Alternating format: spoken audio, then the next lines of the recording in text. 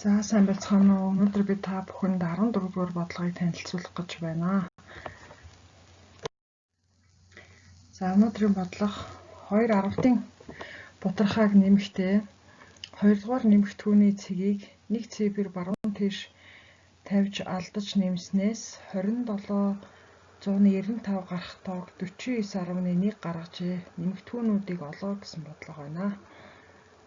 За бодолтыг хийхийн өмнө загвараа зуръя. 1-р тоо, 2-р тоо, 1-р тоо маань юм байхад 2-р тоо маань юм арай жижиг хавтангаар дүрслэе. Энэ хоёр тооны маань нийлбэр нь 2795 гарах юм байна. За тэгвэл алдсны улмаас 49.1 гарсан яг энэ үеийн зургийг зурах юм бол ийм зураг зурагдана. Учир нь 2 дугаар нэмэгдэхүүний бутархаан цэгийг баруун тийшээ нэг орон баруун тийшээ тавьж алдснаас болж 2795 гарах байсан бол 49.1 гарсан гэсэн ийм нөхцөл өгсөн байгаа. Энэ маань юу гэсэн үг вэ гэхээр 2 дугаар тоогоо бутархаан цэгийг нь нэг орон баруун тийш тавихад 10 дахин ихснэ гэсэн үг. Тэгэхээр энэ жижиг хавтангаа бол 10 хавтан болгож дүрсэлж өгч байгаамаа. За ингэхлээр энэ нийлбэр бол 49.1 гарч байгаа. За тэгээ одоо бид нарын олох зүйл бол анх байсан 2.10-ын бутархааг олох юм байна. За бодолтыг гүйцэтгэхэд за энэ бол 2795 байгаа. Ягаад гэвэл өмнөх нөхцөл дээр бол зургийн эхний хэсэг дээр харагдчихээн.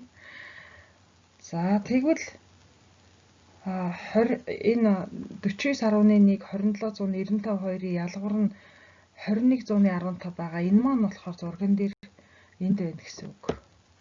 Энэ 9 жижиг хавтан нь 2115-та тэнцүү байна гэсэн үг.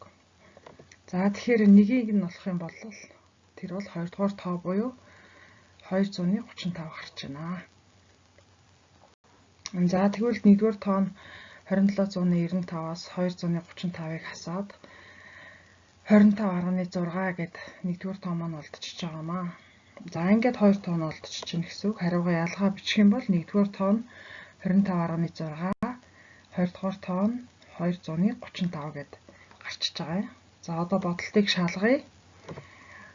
За нэмээд үзэхлээр 2795 гарч байна.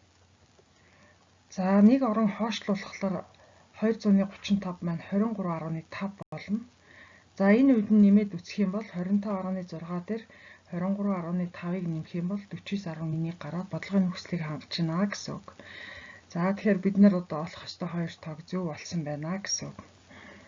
За та бүхэн хүүхдүүдтэйгээ хамт энэ бодлогыг үзээд дотор нь гарч ирсэн шинэ тоонууд жишээлбэл 2115 яаж гарч ирв, 235 яагаад гарч байгаа гэдгийг ингээд тус бүрдний ярилцаад учрыг нь олоорой.